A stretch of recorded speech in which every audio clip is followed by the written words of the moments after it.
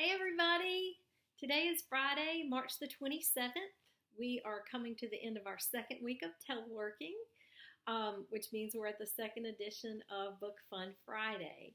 The book that I want to talk to you all about today is a young adult novel that's titled Frankly in Love, and it's written by David Yoon, Y-O-O-N. You may recognize that name if you're a young adult reader. Frank is married to Nicola Yoon. Nicola Yoon has written books like Everything, Everything, and The Sun is Also a Star. Let me tell you a little bit about David's book, though. The protagonist of this book is a Korean-American boy named Frank. And Frank lives in two worlds. Frank lives in this world of being a senior in high school at a big urban high school. He's in honors and AP everything. He makes excellent grades. He's got very good friends. That's one world. And then the other world that he lives in is the world of his parents. So his parents are extremely traditional Koreans. They only associate with other Koreans. They only have dinner with other Koreans. They're friends with other Koreans. And their expectation is the same for Frank. That when he goes forward into the world, that he spends the majority of his time, if not all of his time, with Koreans. And especially when it comes time to find the right partner, they expect him to settle down with a Korean girl. Well, that's a problem for Frank because Frank has his first girlfriend. Her name is Britt, and despite the fact that Britt is a wonderful, kind girl and AP and honors everything, just like Frank is, Britt is white, and Frank knows that his parents will have a problem with that. They will not be accepting of the fact that he's dating a white girl. Well, Frank comes up with this crazy idea to date Britt and keep it hidden from his parents. And he enlists the help of one of his best friends, a Korean-American girl named Joy. Now, Joy happens to be in a similar situation as Frank.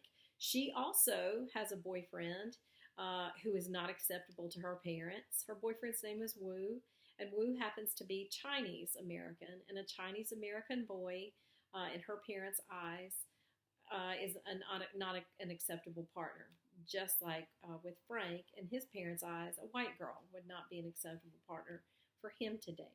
And so Frank comes up with this plan, and he enlists Joy to help him with his plan so that they can continue seeing the people that they are currently seeing behind their parents' back. So I'm going to read a little bit of the story so you can get a little bit of an idea of what Frank and Joy are up to. I get an idea. Huh, is all I can say. Huh. What? Says Joy. Listen. I take a breath. I just thought of a big what if. How big? Says Joy. This is going to sound weird, I say. I'm totally okay with weird, says Joy. Well, my big what if, I say, and look into Joy's eyes, is more of a proposal. Says Joy. I drum my fingers on my knees. Look, you have a Chinese boy problem. I have a white girl problem. Our parents have these big, huge blind spots, racist blind spots in their brains. What if we use those blind spots to our advantage? Joy raises an eyebrow. What do you mean? She says it like a statement, not a question. What I propose we do is this. I take a breath and hold it. I propose we pretend to date each other. Joy stares at me. I gallop a little in my seat. Look, we pretend to date each other because you know the parents are just going to let us date and date and date as much as we want. School nights, holidays, whatever. But on every date, Joy's eyes go big. On every date, we meet up with our dates. I point my fingers, Woo style. Word. Joy's frozen with this incredulous smile that grows and grows until she explodes with her weird, rapid-fire squirrel army laugh. She laughs and laughs and laughs. When she stops, I notice that the party downstairs has gone silent. Our parents are trying to listen. You're crazy, says Joy, but you're a genius. I fold my arms and smirk a righteous smirk. We huddle in close over our phones.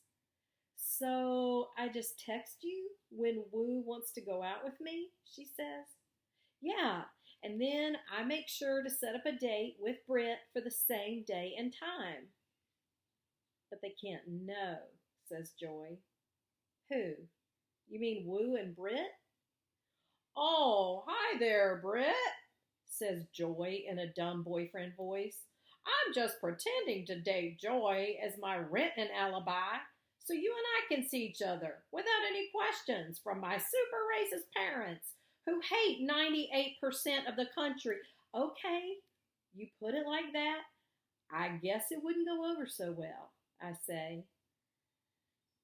No, logistically, it just makes life easier not to tell them, says Joy.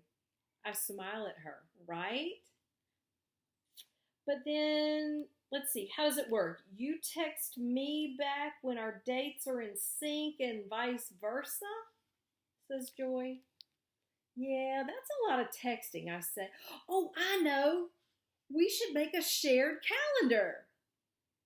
Nerd, says Joy. I just look at her like, so?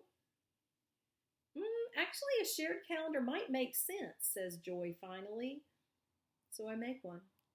I send her an invite. She accepts. I create a test calendar event for tonight on my phone titled Frank and Joy Officially Start Dating. Joy's phone buzzes. She sees the calendar event, laughs. Okay then, says Joy. Okay then, I say. Frank, yells Mom from downstairs. Dinner ready? I nod at Joy. You ready for this? Joy nods back, and for a second, we feel like two rangers getting ready to jump out of a plane. And again, this is called Frankly in Love, and it's by David Yoon. Now, I want to share something really fast before I get off the video this afternoon. I don't know if y'all are familiar with a company. There's a company out there that's called Junior Library Guild. Junior Library Guild is a place that we order, well, lots of libraries order books for their school libraries.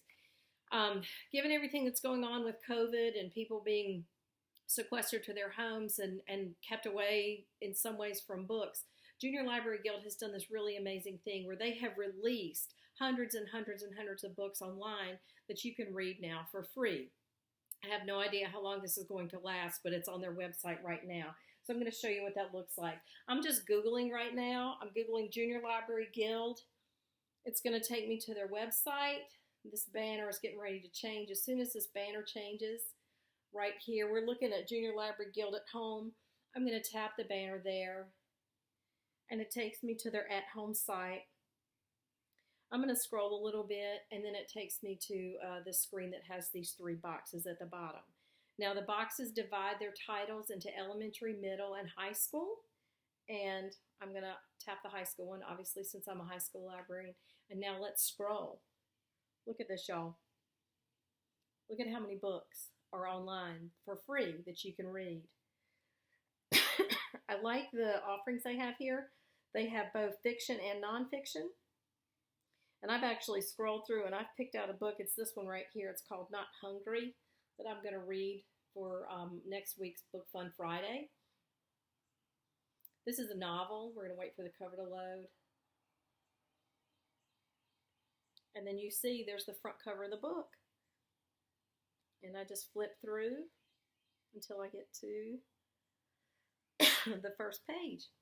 And it's a novel, but it's a novel in verse. So I'll talk a little bit more about that next Friday when I do the third edition of Book Fun Friday.